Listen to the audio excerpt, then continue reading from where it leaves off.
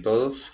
En esta oportunidad eh, daré una entrevista a la abogada Tati Beliña Loaiza Villena, doctora en Derecho Penal y doctora en Procesal Penal, en la que le daré unas ciertas preguntas, en la cual espero su completa disposición y su respuesta acertada.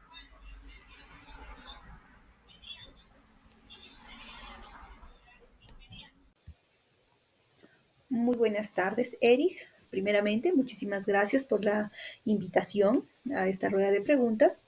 Y bueno, respondiendo a tu pregunta, tú hablas aquí sobre el artículo 15 del Código Penal. Primeramente, si nosotros hablamos de este artículo, ¿de qué trata este artículo? El artículo 15, como bien tú debes saberlo, nos habla del error de hecho y el error de derecho. El error de hecho invencible que excluye la responsabilidad penal y el error de hecho vencible que atenúa la pena. También nos menciona aquí que el error de derecho no excusa, salvo que sea invencible. Considerando esto, y yéndome a la pregunta que tú me haces sobre si se debería o no reformar este artículo, pues en mi opinión particularmente, yo considero que sí. Considero que sí, que este artículo debería de ser objeto de reforma, de una actualización y de una precisión normativa.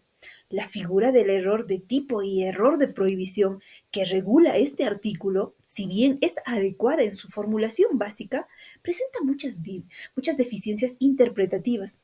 Esto ha generado ciertas discrepancias doctrinarias y jurisprudenciales en su aplicación práctica. La norma, lamentablemente, no distingue entre el error de tipo esencial e invencible y el error vencible, ni desarrolla con suficiente profundidad los efectos que se derivan de uno u otro. Tampoco se establece pautas objetivas para la evaluación del grado de vencibilidad del error. Por esto yo considero que sí, debería de haber algún tipo de reforma en este artículo específicamente.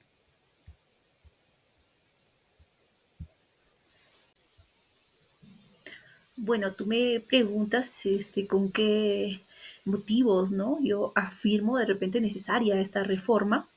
Bueno, como te lo decía anteriormente, ¿no? Creo que el principal motivo sería es que este actual artículo lamentablemente no garantiza con claridad la seguridad jurídica ni la previsibilidad judicial, los cuales son pilares fundamentales en la correcta aplicación del principio de culpabilidad. Al dejar aspectos sustanciales a la libre valoración judicial, se corre el riesgo de que existan decisiones contradictorias sobre casos similares.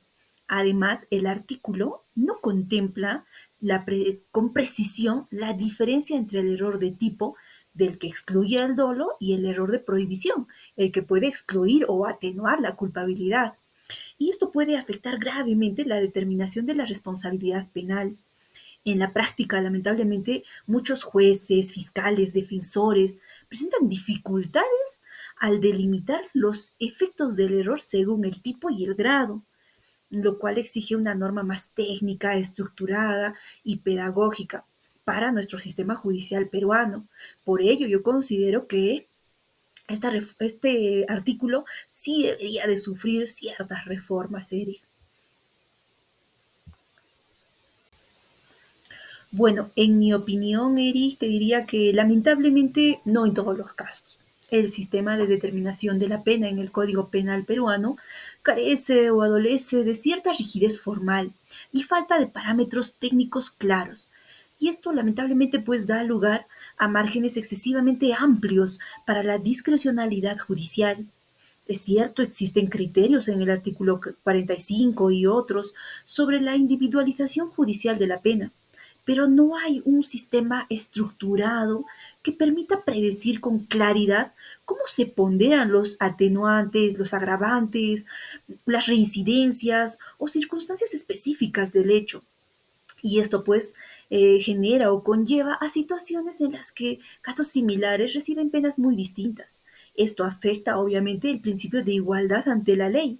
La Corte Suprema ha intentado corregir esta deficiencia con algunos acuerdos plenarios, pero aún falta una reforma integral del sistema de dosificación de la pena, con base a modelos normativos modernos, como por ejemplo el sistema o el modelo español o el modelo alemán.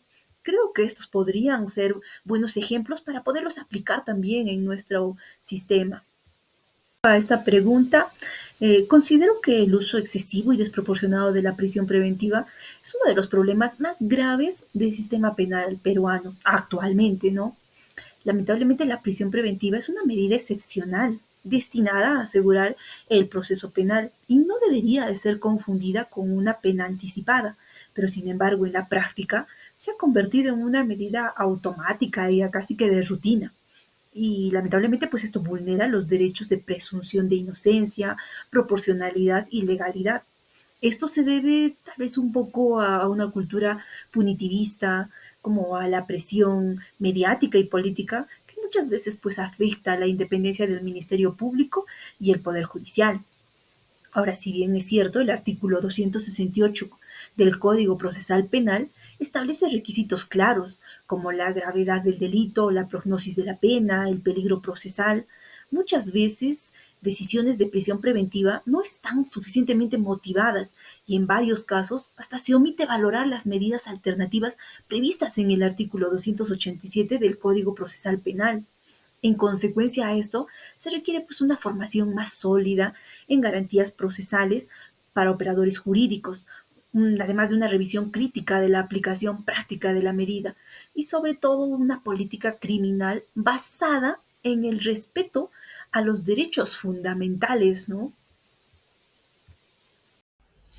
Bueno, doctora, muchísimas gracias por su tiempo, por su opinión al respecto a las preguntas que le formulé.